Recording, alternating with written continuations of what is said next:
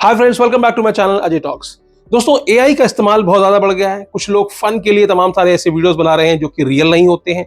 किसी भी क्षेत्र में चले जाओ, शिक्षा क्षेत्र में हो या फिर ई कॉमर्स में हो, हर क्षेत्र में एआई का इस्तेमाल किया जा रहा है। ऐसे में साइबर अपराधी कैसे पीछे रह जाए? साइबर अपराधी एआई का बखूबी इस्तेमाल कर रहे हैं और उससे लोगों के साथ लाखों करोड़ों रुपए की ठगी हो रही है। तो आज भी ऐसे एक मामले का जिक्र करेंगे। हालांकि इस तरह का वीडियो मैं पहले बना चुका हूं जिसमें कि डीप फेक का इस्तेमाल करते हुए तमाम सारे सेलिब्रिटीज की वीडियोस बनाई जाती हैं और उसको इंस्टाग्राम पर और फेसबुक पर या सोशल मीडिया पर उसका विज्ञापन चलाया जाता है और लोगों को ठगी का शिकार बनाया जाता है। तो ऐसा एक मामला निकल करके आया जिसमें कि बैंगलोर की एक महिला, 54 वर्षीय महिला, जो कि वहां के सीवी नगर की रहने वाली है, उनके साथ में 33 लाख रुपए की ठगी हो गई।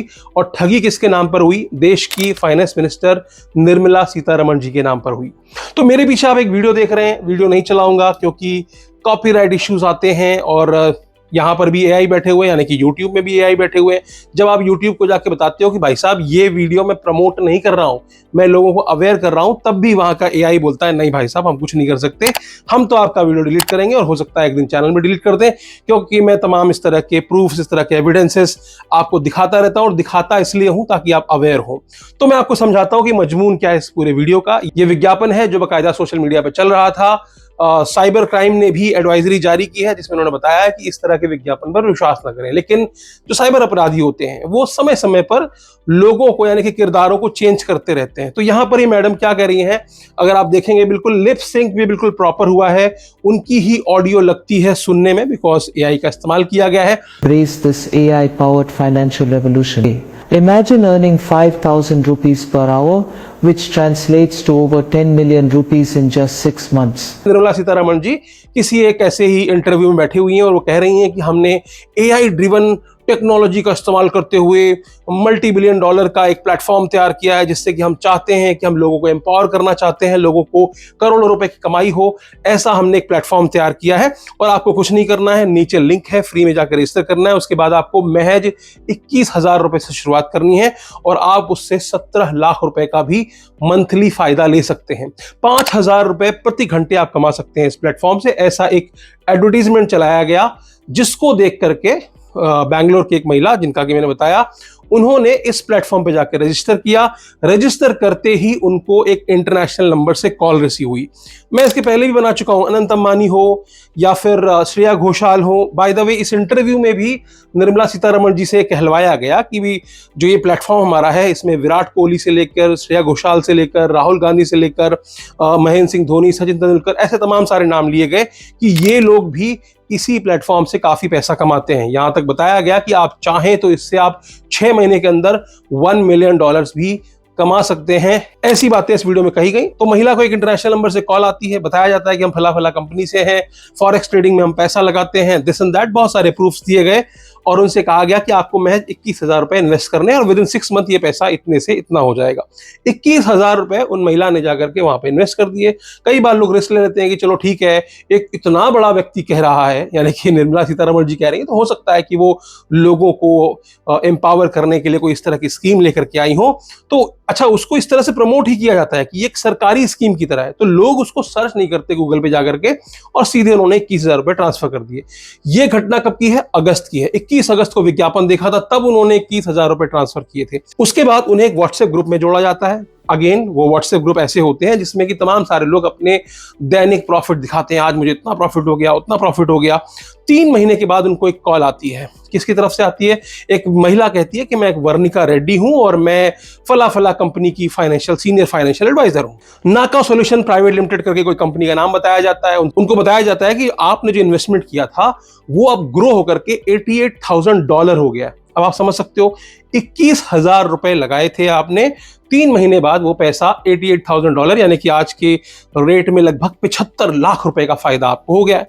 ऐसी उनको जानकारी दी जाती है। अच्छा, अब कोई मानेगा कैसे? मानेंगे इसलिए क्योंकि उनको एक मास्क ईमेल भेजी गई जो कि आरबीआई की तरफ से, बैंक की तरफ से और नाका सॉल्यूशन प्राइवेट लिमिटेड जो भी कंपनी है उनकी तरफ से एक मेल उनको भेजी गई जिसमें कहा गया कि आपका पैसा ग्रो करके इतना हो गया है, तो अगर आपको अपना पैसा चाहिए तो आप बताएं। अच्छा, पैसा लेने के लिए क्या प्रोसेस है? फिर वहां पर तमाम तरह के टैक्सेस, तमाम तरह के चार्जेस बताए गए कि यहां पर आपको एक फेमा चार्जेस देना पड़ेगा, सिक्योरिटी चार्जेस देने पड़ेंगे, ट्रांजैक्शन फीस देनी पड़ेगी, वॉलेट चार्जेस देने पड़ेंगे। अलग अलग मद में उनसे 33 लाख रुपए की डिमांड की गई। बकायदा उनको मेल भेजा गया, तो वो मेल ऐसा लग रहा था कि उनको मेल जो है वो आरबीआई या बैंक से या फिर उन कंपनी से आई है, तो उस पर विश्वास करके उन्होंने अलग अलग ट्रांजैक्शन के तहत 6 ट्रांजैक्शन की और 33 लाख रुपए अलग अलग अकाउंट में ट्रांसफर कर दिए। अब यहां पर क्या होता है, आपके दिमाग में आ सकता है कि अगर नाका सॉल्यूशन प्राइवेट लिमिटेड के नाम से कोई आप मुझे अप्रोच कर रहे हैं, तो पैसे आप किसी एबीसीडी अकाउंट में क्यों ले रहे हैं? क्योंकि आमतौर पर जितने भी स्कैम्स होते हैं उसमें जो पैसे लिए जाते हैं वो अलग अलग फेक अकाउंट्स में ले जाते हैं, जो कि प्रॉपर एक करंट अकाउंट होते हैं और उनके नाम कुछ भी हो सकते हैं, चाहे वो गारमेंट के नाम से हो, चाहे वो बेकरी के नाम से हो, किसी भी नाम से वो कंपनीज हो सकती हैं जिनके अकाउंट्स आपको प्रोवाइड किए जाते हैं पैसे ट्रांसफर करने के लिए। अब यहां पर विक्टिम क्वेश्चन रेस करता है कि आपने कहा कि आप तो नाका सॉल्यूशन से हो, तो फिर ये अकाउंट में मैं पैसे क्यों ट्रांसफर करूं? उस समय वो आपको विश्वास में लेने के लिए इस तरह के सर्टिफिकेट्स प्रोवाइड करते हैं आरबीआई के कि ये हमारे मर्चेंट अकाउंट्स हैं जिसके थ्रू हम पैसा लेते हैं, क्योंकि हमारा इंडिया में रजिस्ट्रेशन नहीं है, तो इनके थ्रू हम पैसा लेते हैं, ये हमारे मर्चेंट्स हैं, ये हमारे वेंडर्स हैं, यहां आप पे करेंगे, फिर ये हमको पैसा ट्रांसफर कर देंगे, तब हम जाकर के आपका $88,000 रिलीज करेंगे। तो यहां पर क्या होता है, आपने $21,000 दिए थे, $88,000 का लालच आया, तो आपने शुरुआत में हो सकता है 2 लाख रुपए दिए हो इनको, किस लिए? जो भी ट्रांजैक्शन फीस के नाम पर। तो वहां तक आपको नहीं बताया जाता कि आगे भी हम और ट्रांजैक्शंस मांगेंगे। पहले 2 लाख ले लिए, मैं एग्जांपल दे रहा हूं, इस केस का मुझे नहीं पता, 2 लाख रुपए ले लिए, अब वो 2,21,000 आप पे कर चुके हो, अब उसको लेने के लिए उन्होंने कहा फेमा चार्जेस देने पड़ेंगे। आपके दिमाग में आएगा हाँ यार ये तो इंटरनेशनल ट्रांजैक्शन हो सकता है, यहाँ पर कुछ देना पड़े, तो वो पैसे कितने चाहिए? 3 लाख चाहिए। तो अब ये 2,21,000 जा चुके हैं, उसको बचाने के लिए आप 3 लाख और देते हो, फिर अब आपके 5,21,000 लग चुके हैं। अब इसको बचाने के लिए वो कहते हैं इसके ऊपर जीएसटी देनी है। जीएसटी किसके ऊपर देनी है? उस 74 लाख के ऊपर जो आपने कमाए हैं। तो आपको लगेगा हाँ यार जेन्युइन है, आप कहोगे भी कि यार जीएसटी हम पे कर देंगे, तो कहेंगे नहीं हमारी पॉलिसी है कि जीएसटी चार्जेस पहले ही पे करने पड़ेंगे। तो उस 21,000 के बाद जो आपने 2 लाख दिए थे उसको बचाने के चक्कर में धीरे धीरे धीरे करके ये 33 लाख तक गाड़ी पहुंच गई। तब जाकर के उन महिला को शायद रियलाइज हुआ कि उनके साथ स्कैम हो चुका है, तो उन्होंने जाकर के बैंगलोर के एक साइबर सेल में जाकर कंप्लेन कराई। अब ये जो पैसा दिया उन्होंने एक बार में नहीं दिया, अगस्त में विज्ञापन देखा था, अक्टूबर से लेकर के दिसंबर के बीच में उन्होंने वो ट्रांजैक्शंस की, क्योंकि सब कुछ इतनी जल्दी नहीं होता है। यहाँ पर पहले एक ट्रांजैक्शन मांगी गई, फिर आप रुके, आपने सोचा सही है नहीं है, आप उनसे बात करते रहे, उसके बाद फिर थोड़े दिन बाद चूंकि आपकी अटकी है, आपके पैसे अड़े हुए हैं यहाँ पर, तो यहाँ पर आप अपने पैसे रिकवर करने के लिए आंख बंद करके जो वो कहते हैं उनके ट्रैप में फंसते चले जाते हो। आपके दिमाग में एक सवाल उठ रहा होगा कि भाई जब ये विज्ञापन फर्जी हैं, ये फर्जी विज्ञापन फेसबुक अलाउ कैसे करता है, इंस्टाग्राम अलाउ कैसे करता है? ऐसे तमाम सारे विज्ञापन मैं आपको दिखा सकता हूं। मैंने अभी एक रील भी पोस्ट की थी जिसमें कि एक बहुत बड़े इन्फ्लुएंसर है सागर सिन्हा, उनका भी ऐसे डीफेक वीडियो चल रहा है। उनका ही नहीं, जितने भी फाइनेंशियल एडवाइजर हैं आज की डेट में, जितने भी फाइनेंशियल इन्फ्लुएंसर्स हैं, उनके नाम पे भी डीप फेक वीडियोस बने हुए हैं। और इस तरह के विज्ञापन जिसमें कहा जाता है कि इतना लगाओ, ये पेनी स्टॉक है, इतना का इतना ग्रो हो जाएगा, और अल्टीमेटली आपको एक व्हाट्सएप ग्रुप में ले जाया जाता है। तो आपको क्या करना है, आपको इस तरह के किसी भी वीडियो से, आपको इस तरह के किसी भी विज्ञापन से बच के रहना है। अगला सवाल ये हो सकता है कि जब ये विज्ञापन चल रहे हैं तो फेसबुक इस पे एक्शन क्यों नहीं लेता, इंस्टाग्राम इस पे एक्शन क्यों नहीं लेता, और पुलिस क्यों नहीं पकड़ पाती उन लोगों को जो ये विज्ञापन चला रहे हैं? तो यहां पर मैं आपको एक मामला बता देता हूं। अभी हाल ही में बैंगलोर से भी एक company value leaf private limited, इसके 5 कर्मचारियों को मुंबई पुलिस ने गिरफ्तार किया था। क्यों गिरफ्तार किया था? क्योंकि इन लोगों के द्वारा, उस डिजिटल मार्केटिंग एजेंसी के द्वारा फेसबुक पे जो विज्ञापन चलाए जा रहे थे वो बाकायदा इसी तरह के फर्जी शेयर मार्केट वाले जो स्कैम्स हैं उनके विज्ञापन चलाए जा रहे थे। जब उनको अरेस्ट किया गया, उनसे पूछा गया कि भाई ये विज्ञापन कैसे चल रहे थे, उन्होंने कहा हम तो एक मार्केटिंग एजेंसी हैं और एक चाइनीज क्लाइंट हमारा है जिसने कि हमको पैसे दिए और विज्ञापन चलाने के लिए हमारा पैनल लिया। क्योंकि इनको पैनल मिले होते हैं, जितनी भी डिजिटल मार्केटिंग एजेंसीज होती हैं इनको पैनल मिले होते हैं फेसबुक के द्वारा या मेटा के द्वारा कि आप अपने विज्ञापन अपने क्लाइंट्स के लिए चला सकते हो।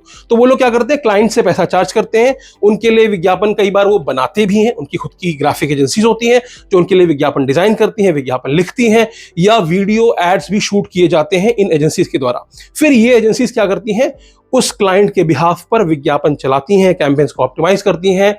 अब उस एजेंसी का ये कहना है कि नहीं हमको पता नहीं था, हालांकि पुलिस का ये कहना है कि प्रॉपर येलो मार्क भी आ रहा था कि ये एआई वीडियोस हैं, फेक वीडियोस हैं, बावजूद इसके तुम्हारे द्वारा इन विज्ञापनों को चलने दिया गया। तो आप देखो यहाँ पर जितने भी ये चाइनीज स्कैमर है, क्योंकि जितने भी स्कैम चल रहे हैं ये बाहर से ऑपरेट हो रहे हैं और इसमें हर चीज के लिए इंडियंस को ही निशाना बनाया जाता है। जैसे कि विज्ञापन चलाया एजेंसी से, फंसेगा कौन, गिरफ्तार कौन होगा, एजेंसी गिरफ्तार होगी। एजेंसी ने क्यों चलाया? क्योंकि उनको पैसे कमाने थे। अब जिन अकाउंट्स में पैसे गए, ठीक है ना, जब उन अकाउंट्स को पुलिस ट्रेस करती है तो पता चलता है कि वो अकाउंट्स फेक डॉक्यूमेंट्स पे बनाए गए थे, या फिर जिनके वो डॉक्यूमेंट्स हैं, जिनके नाम पे कंपनी खुली है, उनको पता ही नहीं है कि उनके नाम पे कंपनी चल रही है, या फिर उनको पता भी है तो उन्होंने अपने केवाईसी, अपने डॉक्यूमेंट्स जो है वो रेंट पर दिए हैं। 5-5 हजार रुपए में अपना अकाउंट लोग अपना बेच देते हैं। भाई एक सब्जी वाला, ठेले वाला है, उसको आकर के कोई साइबर अपराधी कहता है कि यार तू अपना केवाईसी दे दे, हम तेरे नाम पर एक अकाउंट चलाएंगे और तेरे को इतने का फायदा होगा, महीने में 10,000 रुपए दे देंगे। उसको लगता है ठीक है यार, कोई दिक्कत नहीं है। वो बताते हैं उसको कि हम कोई फ्रॉड नहीं करेंगे, कोई गेमिंग कंपनी है, ऐसा बता करके उनको कन्विंस किया जाता है और उनसे उनके केवाईसी लेकर के उनके बैंक अकाउंट खुलवा लिए जाते हैं और उसके अंदर इस तरह का साइबर अपराध का पैसा आ जाता है। तो जब पुलिस अरेस्ट करती है तो किसको अरेस्ट करती है? इन लोगों को अरेस्ट करती है जो जाने अनजाने म्यूल बन गए हैं। बहुत सारे लोग जानते भी हैं, आपराधिक प्रवृत्ति के होते हैं, उनके भी बैंक अकाउंट होते हैं, उनको पता है कि अरेस्ट भी करेंगे तो कितने दिन रखेंगे, थोड़े दिन में जमानत हो जाएगी, क्योंकि मेरा कोई डायरेक्ट इन्वॉल्वमेंट तो है नहीं, सिर्फ मेरा बैंक अकाउंट इस्तेमाल हुआ है। हालांकि रिजर्व बैंक ने कहा म्यूल मत बनो, अरेस्ट कर लिए जाओगे, और ऐसी पॉलिसीज भी लाई गई है कि अगर आपके खाते का गलत इस्तेमाल हो रहा है, आपके नंबर का गलत इस्तेमाल हो रहा है, तो आप ही जिम्मेदार माने जाओगे, आप ही सजा के पात्र होगे। तो पुलिस यहां पर जब अरेस्ट करती है तो उस एजेंसी को अरेस्ट करती है, उन बंदों को अरेस्ट करती है जिनका खाता यहां पर चल रहा है, लेकिन पैसे तब तक बाहर जा चुके होते हैं। क्योंकि इस केस में भी आप देखो, जो 33 लाख रुपए लिए गए, ये अक्टूबर से दिसंबर के बीच में लिए गए, और जब कंप्लेन लोग दर्ज कराते हैं तो काफी देर हो चुकी होती है। तब तक इतना समय हो चुका होता है कि वो पैसे यहां से निकल करके क्रिप्टो के माध्यम से, हवाला के माध्यम से, या फिर गेमिंग करेंसी में कन्वर्ट होकर के, या किसी भी स्रोत से वो इंडिया से बाहर जा चुके होते हैं। ऐसे में जब पुलिस के पास तक मामला पहुंचता है, जब पुलिस इन्वेस्टिगेट करती है, तो फिर वही बात होती है कि चिड़िया चुग गई खेत। अब कुछ मिलता नहीं है और विक्टिम्स को भी पैसा नहीं मिलता, साथ में तमाम सारे लोगों के बैंक अकाउंट भी फ्रीज होते हैं। पिछले वीडियो में मैंने बताया कि किस तरीके से इस तरह की कंप्लेंट्स के एवज में बहुत सारे इनोसेंट लोगों के भी बैंक अकाउंट फ्रीज हो जाते हैं और वो बेचारे परेशान रहते हैं, अपना काम नहीं कर पाते हैं, और विक्टिम को तो यहां पैसा कुछ मिला ही नहीं।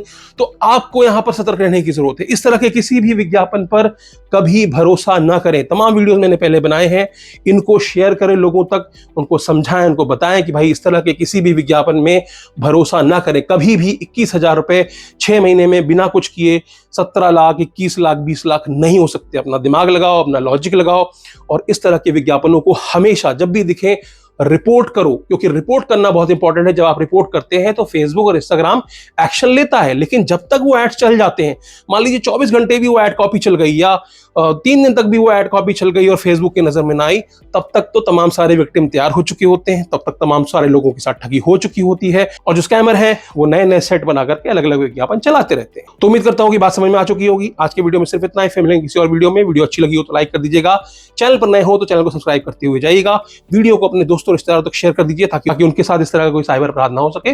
और अंत में एक ही बात कहूंगा, हंसते रहिए, मुस्कुराते रहिए और साइबर अपराध से सुरक्षित रहिए। धन्यवाद।